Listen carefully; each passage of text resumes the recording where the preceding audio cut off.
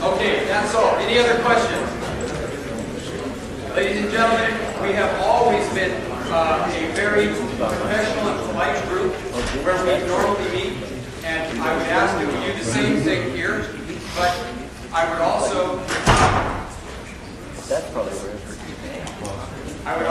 tell you that our parliamentary rules may apply so that the right honorable counsel understands what you're thinking at the time. So when Rudy Cabriella says something you agree with, you can say, if you don't,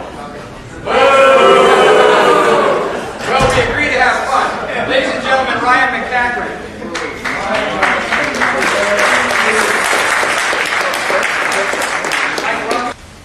Although all of you should have a copy of the agenda, or if you don't, it's available in the front.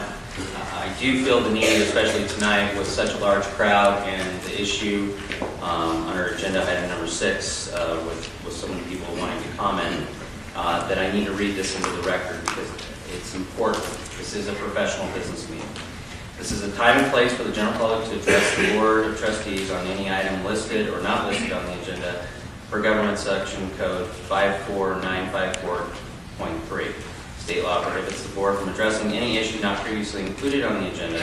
The Board may receive testimony and set the matter to a subsequent meeting. Comments are to be limited to 3 minutes per individual or less, as deemed necessary by the Chair, depending upon the number of individuals desiring to speak.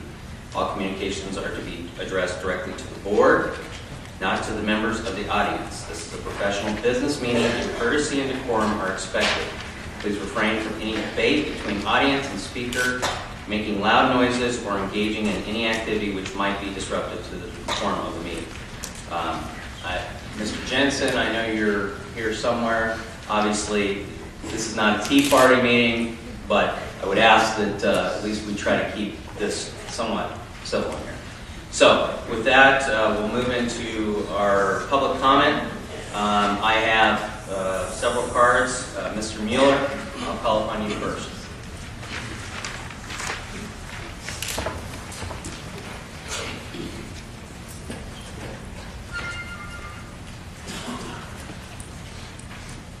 Good evening, Mayor, Council. Again, my name is Dave Mueller with highdesertpolitics.org. I came at 5 o'clock this evening to speak about the closed session, agenda item number 3, and I was a little bit put off by the fact that the agenda in closed session did not list what the topic was, and it says it will be announced, which it was during the meeting, but there was no one here to hear it, so luckily I came to hear it. And it had to do with the Victorville Unified High School or School District and their lawsuit. I'm wondering why that couldn't have been made public so people don't have to guess what it is you're discussing. The other issue I wanted to discuss this evening is I was given the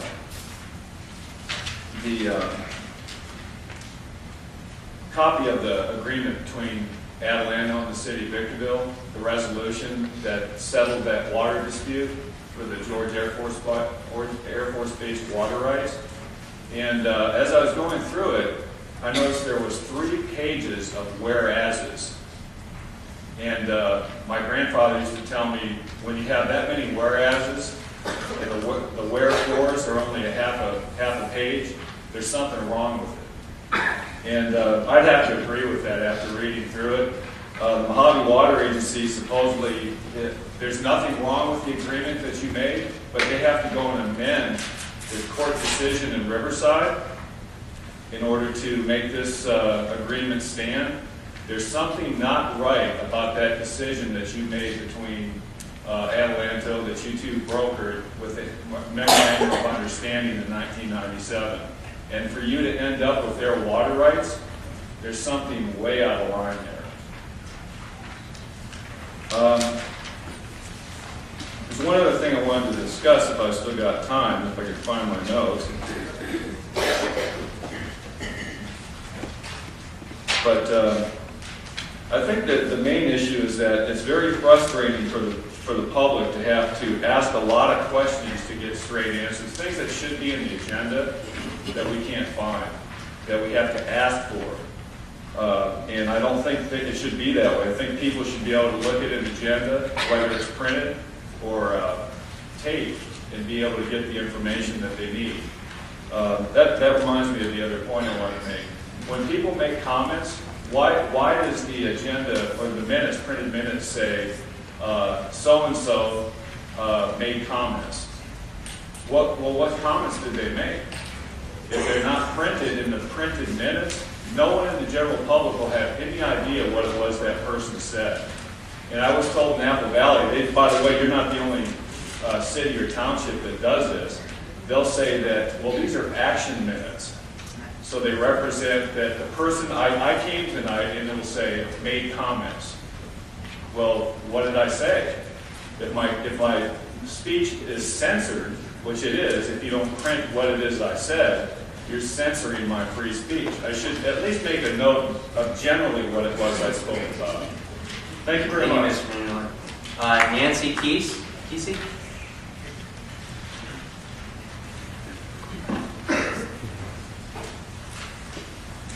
Spoke to you last session, and I'd like to make a couple comments that relate to that session.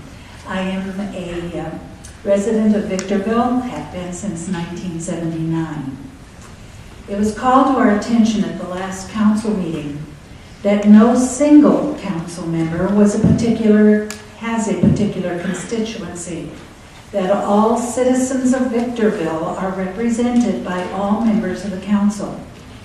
What brought about this erroneous idea that one or more of you represent us and others do not? In an attempt to answer that question, may I suggest that it is your actions or lack thereof. When I addressed accommodations for the handicapped regarding seating in the lobbies of this building, Councilman Rothschild reached out to me following the meeting to discuss the matter further, to gain my input. That was an action I did not expect. It took no longer than 1 or 2 minutes. I felt represented. I was being heard. I have attended 2 consecutive council meetings, with this being my 3rd. I wish to applaud Councilwoman Valles in her efforts to ask for her equal rights as a newbie on the council, to ask for clarification of procedures within the council process. When Ms. Valles speaks, I and others listen. We learn more about our city council.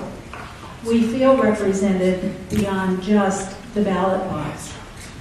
Councilman Kennedy, you seemed extremely proud of the fact that you can adequately represent the citizens of Victorville by reading 1,200 pages in just 4 hours.